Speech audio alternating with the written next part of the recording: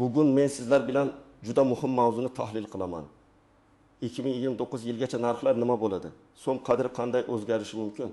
Pensiyalar va ijtimoiy to'lovlar bo'yicha qanday kutilmalar bor? Bu oddiy iqtisodiy yangilik emas. Bu har bir oilaning bozordagi xaridiga, kommunal to'loviga, kreditiga, jamg'armasiga, farzandining kontraktiga, ota-onasining pensiyasiga bevosita ta'sir qiladigan masala. Agar siz ish haqi olsangiz, pensiya olsangiz, kredit to'layotgan bo'lsangiz, dollar kursini kuzatsangiz, do'konga kirganingizda narxlar oshganini sezsangiz, bu ma'lumot siz uchun juda muhim.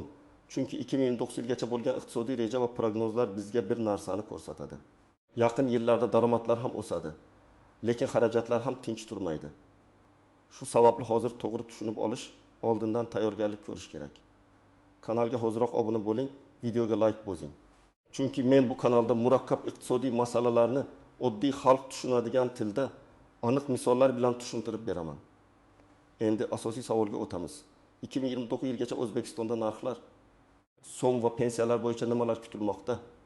Avval vaziyat qanday edi? Shuni tushunib olaylik. Oldingi yillarda ko'pchilik odamlar iqtisodiyotdagi o'zgarishlarni asosan bozor narxlari orqali sezardi. Masalan, go'sht qimmatlashsa, demak hayot qiyinlashdi deb o'ylardi. Dollar kursi ko'tarilsa, hamma narsaning narxi oshadi degan xavotir paydo bo'lardi. Pensiya oshsa odamlar yengil tortardi, lekin bir necha oy o'tmay yana narxlar o'rtadan yetolmay qolardi. Aslida iqtisodiyotda hammasi bir-biriga bog'liq. Davlat budjeti, soliq tushumlari, import, eksport, dollar kursi, inflyatsiya, ish haqi, pensiya, kommunal xizmatlar, energiya narxi, bank kreditlari, bularning hammasi bitta zanjir. Bir joyda o'zgarish bo'lsa, ikkinchi joyda ham ta'sir ko'rinadi. Hozir esa o'zgarish shundaki, 2029 yilgacha bo'lgan davr uchun o'rta muddatli iqtisodiy rejalashtirish kuchaymoqda. Ya'ni davlat faqat bir yilni emas, bir necha yil oldinni ko'zlab qarorlar qabul qilmoqda. Bu nimani anglatadi? Masalan, budjet xarajatlari, davlat qarzi, pensiya to'lovlari, ish haqi fondi, ijtimoiy yordam, investitsiya loyihalari, energiya tariflari va iqtisodiy o'sish bo'yicha oldindan hisob-kitob qilinadi. Lekin bu yerda muhim bir narsani aytaman. Prognoz degani 100% kafolat degani emas. Prognoz bu mavjud sharoitga qarab qilingan hisob-kitob. Agar dunyoda neft narxi keskin o'zgarsa, qo'shni import mahsulotlari inqirotlashsa, iqlim sababli oziq-ovqat hosili kamayib ketsa yoki dollar global miqyosda kuchaysa, rejalardagi ayrim raqamlar ham o'zgarishi mumkin. Shuning uchun men bu mavzuni vahima qilish uchun emas, tayyorgarlik ko'rish uchun tushuntiryapman. Eng avvalo narxlar masalasidan boshlaymiz. Oddiy odam uchun inflyatsiya degani nima?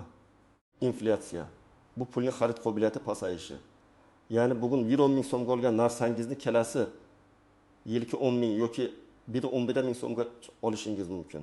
Raqam qog'ozda oddiy ko'rinadi, lekin hayotda bu juda seziladi. Masalan, bir oila oyiga oziq-ovqatga 3 million so'm sarflaydi. Agar narxlar yiliga 10% oshsa, keyingi yil aynan o'sha mahsulotlar uchun 3 million 300 ming so'm kerak bo'ladi. 2 yildan keyin esa xarajat 3 million 600 mingdan ham oshishi mumkin. Agar ish haqi ham shuncha tezlikda oshmasa, oilaning real daromadi kamayadi. Ya'ni odam ko'proq pul olayotgandek ko'rinadi, lekin kamroq narsa sotib oladi. 2029 yilgacha bo'lgan davrda asosiy vazifa inflyatsiyani bosqichma-bosqich pasaytirish bo'ladi. Ya'ni narxlar umuman oshmaydi degani emas. Narxlar baribir o'sadi, lekin maqsad ularning o'sishini jilovlash. Agar oldin ayrim yillarda narxlar tezroq oshgan bo'lsa, keyingi yillarda iqtisodiy siyosat narxlarining nazoratli o'sishiga qaratiladi. Lekin oddiy odam buni bozorda qanday sezadi? Birinchi navbatda oziq-ovqatda. Un, yog', go'sht, shakar, kartoshka, piyoz, tuxum, sut mahsulotlari. Bular har bir oilaning kundalik xarajatidir. Bu mahsulotlar narxiga bir nechta omil ta'sir qiladi. Birinchisi hosil va ishlab chiqarish. Ikkinchisi import narxi. Uchinchisi transport va yoqilg'i xarajatlari. To'rtinchisi elektr va gaz tariflari. Beshinchisi bozor zanjiridagi vositachilar. Masalan, fermer pomidor yetishtirdi.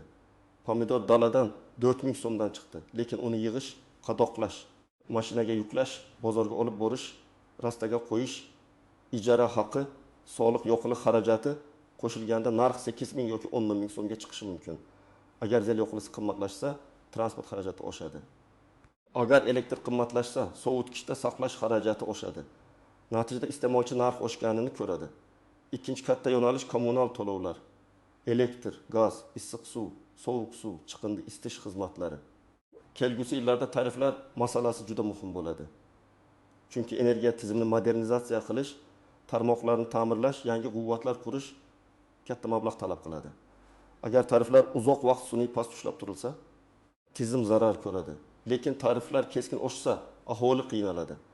Shuning uchun odatda bosqichma-bosqich oshirish va ehtiyojmandlarga kompensatsiya berish yo'li tanlanadi. Bu yerda kimlar ko'proq xavotir qilishi kerak? Birinchi navbatda daromadi qat'iy bo'lganlar, pensiya oluvchilar, kam maoshli ishchilar, ko'p farzandli oilalar, ijara uyda yashaydiganlar, kredit to'layotganlar. Chunki ularning xarajatlari tez o'sadi. Daromadlari esa har oy avtomatik moslashmaydi. Masalan, bir oila 1 million so'm oylik oladi. 20 million so'm ijara to'laydi. 800 ming so'm kredit to'laydi. 2 million so'm oziq ovqatga ketadi. Bu oilada narxlar 10% oshsa, bo'sh pul deyarli qolmaydi. Kimlar nisbatan kamroq xavotir qilishi mumkin? Daromad inflyatsiyaga mos yoki undan tez o'sadiganlar. Masalan, yuqori malakali mutaxassislar, eksport bilan ishlaydigan tadbirkorlar, daromadi valyutaga bog'langanlar, bir nechta daromad manbasiga ega oilalar.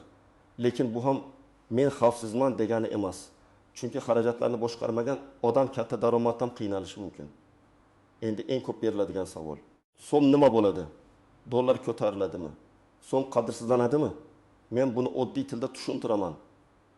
So'm kursi birgina markaziy bank xohishi bilan belgilanmaydi. Unga eksportdan keladigan valyuta, importga ketadigan valyuta, xorijdan pul o'tkazmalari, investitsiyalar, davlat qarzi, global dollar kuchi, ichki inflyatsiya, aholi va biznesning kutishlari ta'sir qiladi. Agar mamlakat ko'p import qilsa, dollar kerak bo'ladi.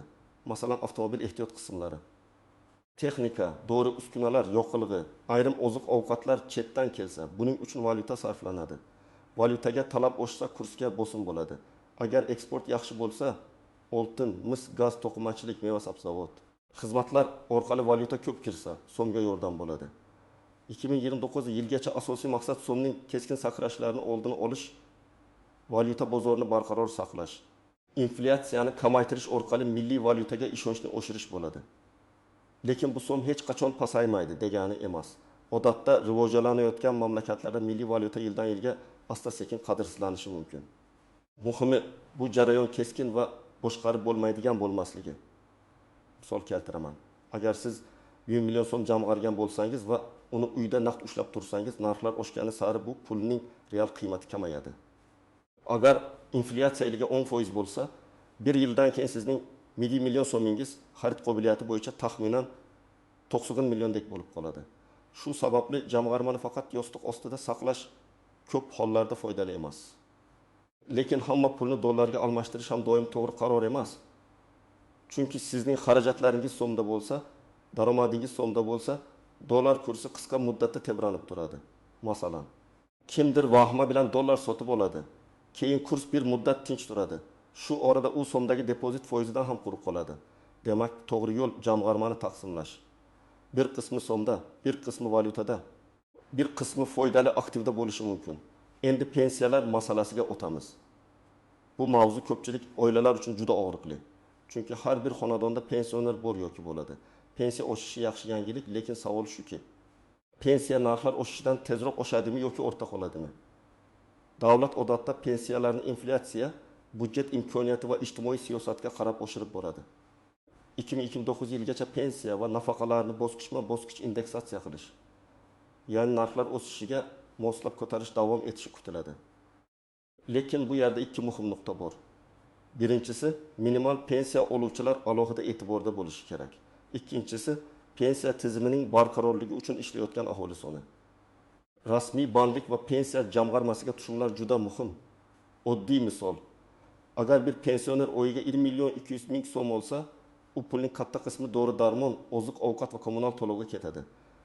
Pensiya 10% oshib 1 million 320 ming bo'lsa, qog'ozda 120 ming so'm qo'shildi. Lekin shu davrda dori narxi, go'sht, sut, elektr va gaz xarajatlari oshsa, real yengillik kam sezilishi mumkin. Shuning uchun pensionerlar uchun faqat pensiya miqdori emas, arzon dori, tibbiy xizmat, kommunal kompensatsiya, mahalla orqali yordam kabi mexanizmlar ham juda muhim. Yana bir misol, bir kishi butun umr norasmiy ishlagan, staji yetarli rasmiy hujjatlar bilan tasdiqlanmagan.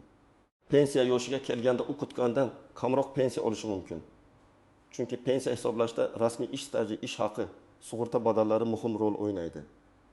Shu sababli hozirdan rasmiy ishlash, mehnat daftarchasi va elektron mehnat tarixini tekshirtirish kerak. Endi ko'pchilik e'tibor bermaydigan, lekin juda muhim bo'lgan nozik jihatlarni aytaman. Birinchi nozik masala o'rtacha ko'rsatkichlar hammani bir xil aks ettirmaydi. Masalan, rasmiy inflyatsiya 9% bo'ldi deb aytilsa, bu har bir odamning xarajati aynan 9% oshdi degani emas. Kimdir asosan non, yo'q, go'sht, dori va kommunal xizmatga pul sarflaydi. Bu toifada narxlar ko'proq oshgan bo'lishi mumkin. Kimdir kiyim-kechak yoki texnikaga ko'proq pul sarflaydi, u boshqa narxlarni sezadi. Ikkinchi nozik masala kreditlar. Agar siz uzoq muddatli kredit olayotgan bo'lsangiz, faqat bugungi oylikka qarab qaror qilmang. Kelgusi yillarda kommunal to'lov, oziq-ovqat, bolalar xarajati, transport xarajati oshishi mumkin. Masalan, bugun 6 million so'm maosh olib, 3 million so'm kredit to'lash mumkin ko'rinadi.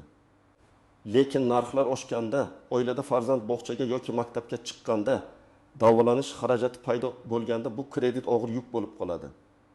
Uchinchi nozik masala, faqat oylikka suyanish. 2029 yilgacha iqtisodiyot o'zgaradi. Ayrim sohalar rivojlanadi, ayrim kasblarga talab kamayadi. Raqamlashtirish, avtomatlashtirish, onlayn xizmatlar kengayadi. Demak, bugun bir kasbda ishlayotgan odam 5 yildan keyin o'z malakasini oshirmasa, daromadi narxlar ortidan yetolmay qolishi mumkin. Men doim aytaman, inflyatsiyadan himoyalanishning eng kuchli yo'li daromadni oshirish qobiliyati. To'rtinchi nozik masala pensiya hujjatlari. Ko'pchilik pensiya yoshiga yaqinlashganda hujjat izlay boshlaydi. Arxivga boradi. Eski korxona yopilgan bo'ladi, ma'lumot topilmaydi, ish staji tasdiqlanmaydi. Natijada pensiya kam chiqadi. Bu muammoni oldindan hal qilish kerak. Agar siz 40 yoshda bo'lsangiz ham, 50 yoshda bo'lsangiz ham, elektron mehnat daftarchangizni tekshirib qo'ying. 5-chi nozik masala rasmiy va norasmiy daromad. Kimdir qo'limga ko'proq pul tegsa bo'ldi. Rasmiylashtirish shart emas deydi. Lekin ertaga pensiya, kredit, subsidiya, ijtimoiy yordam, ipoteka, viza, sud masalasi, aliment, sug'urta kabi holatlarda rasmiy daromad kerak bo'ladi. Rasmiy daromad faqat soliq emas, bu sizning moliyaviy tarixingiz hamdir. Endi men sizga aniq nima qilish kerakligini aytaman. Birinchi qadam oilaviy budjetni yozing. Qog'ozga yoki telefondagi jadvalga oyma-oy daromad va xarajatlarni kiriting. Oziq-ovqat, kommunal to'lov, ijara, kredit, transport, dori, ta'lim, kiyim-kechak, telefon, internet, qarindoshlarga yordam, hammasini alohida yozing. Ko'pchilik pul qayerga ketayotganini bilmaydi. Bilmagandan keyin boshqara olmaydi. Ikkinchi qadam, kamida 3 oylik zaxira fond yarating. Masalan, oilangiz oyga 5 million so'm sarflasa, kamida 25 million so'mlik zaxira bo'lishi kerak. Bu pul favqulodda vaziyat uchun, ish yo'qotish, kasallik, kutilmagan ta'mir, to'y yoki boshqa zarurat. Bu zaxirani kundalik xarajatga aralashtirmang. Uchinchi qadam, jamg'armani bo'ling. Hammasini naqd so'mda saqlamang, hammasini dollarga ham aylantirmang. O'zingizning vaziyatingizga qarab taqsimlang. Masalan, yaqin 3-6 oyda kerak bo'ladigan pul so'mda bo'lgani ma'qul. Uzoqroq muddatli jamg'armaning bir qismi valyutada bo'lishi mumkin. Agar bank depozitiga qo'ysangiz, foiz stavkasi, muddat, yechib olish sharti va bank ishonchliligini tekshiring. 4-qadam, kredit olishdan oldin stress test qiling. O'zingizdan so'rang, agar oziq-ovqat 25% oshsa, kommunal to'lov 20% oshsa, daromadim 2 oy kechiksa, men bu kreditni to'lay olamanmi? Agar javob noaniq bo'lsa, kredit miqdorini kamaytiring yoki muddatni qayta ko'rib chiqing. Kredit hayotni yengillashtirishi ham mumkin. Noto'g'ri olinsa, yillar davomida qiynashi ham mumkin. 5-qadam, pensiya hujjatlaringizni tekshiring. Agar siz ishlayotgan bo'lsangiz, MyBank Gov.uz portali orqali yoki tegishli davlat xizmatlari markazi orqali mehnat faoliyatingiz to'g'ri aks etganini tekshiring. Ish joyingiz rasmiy shartnoma qilganmi? Ish haqi rasmiy ko'rsatilganmi? Soliq va badallar to'lanayaptimi? Bularni bilib qo'ying. Pensiya yoshiga yaqinlashganlar esa eski ish joylari, arxiv ma'lumotlari, diplom, harbiy xizmat, bola parvarishi davri, mehnat daftarchasi kabi hujjatlarni oldindan yig'ish kerak. 6-qadam, ijtimoiy yordamga haqqingiz bor yo'qligini aniqlang. Kam ta'minlangan oila bo'lsangiz, mahallaga murojaat qiling. Bolalar nafaqasi, moddiy yordam, kommunal kompensatsiyalar, uy-joy subsidiyasi kabi dasturlar bo'lishi mumkin. Murojaat qilayotganda pasport yoki ID karta, oila tarkibi bo'yicha ma'lumot, daromad hujjatlari, kadastr hujjati, bank kartasi ma'lumotlari, zarur bo'lsa tibbiy hujjatlarni tayyorlang. Ariza yozganda holatingizni aniq ko'rsating. Oila a'zolari soni, daromad, xarajat, kasallik, ishsizlik yoki boshqa sabablar. 7-qadam. Daromadni oshirish rejasini tuzing. Faqat tejash bilan bo'yib bo'lmaydi. Narxlar oshayotgan davrda qo'shimcha daromad juda muhim. Kimdir tikuvchilik qiladi, kimdir onlayn savdo boshlaydi, kimdir til o'rganadi, kimdir kasbini oshiradi, kimdir xizmat ko'rsatishni yo'lga qo'yadi. Muhimi daromadingiz bitta manbaga bog'lanib qolmasin. Demak, 2029 yilgacha bo'lgan iqtisodiy rejalarda asosiy e'tibor narxlar o'sishini jilovlash, so'm barqarorligini saqlash. Pensiya va ijtimoiy to'lovlarni bosqichma-bosqich oshirib borish, budjet intizomini kuchaytirish va iqtisodiy o'sishni davom ettirishga qaratiladi. Lekin oddiy fuqarolar uchun eng muhim xulosa shuki, narxlar baribir o'sadi.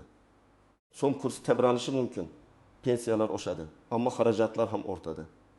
Shuning uchun har bir oila o'z moliyaviy rejasini tuzishi shart. Men sizga vahima emas, hushyorlik kerakligini aytmoqchiman. Kim oldindan tayyorlansa, hujjatlarni to'g'rilasa, qarzini nazorat qilsa, jamg'arma qilsa, daromadini oshirsa, o'zini ancha himoyalaydi.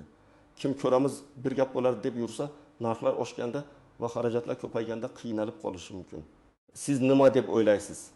2029 yilgacha narxlar ko'proq qaysi sohada oshadi? Pensiyalar oshishi odamlarning real hayotida seziladimi? So'm bo'yicha xavotiringiz bormi? Fikringizni izohlarda yozing. Videoga like bosing, kanalga obuna bo'ling va yaqinlaringizga ham yuboring. Chunki bu ma'lumot har bir oilaga kerak.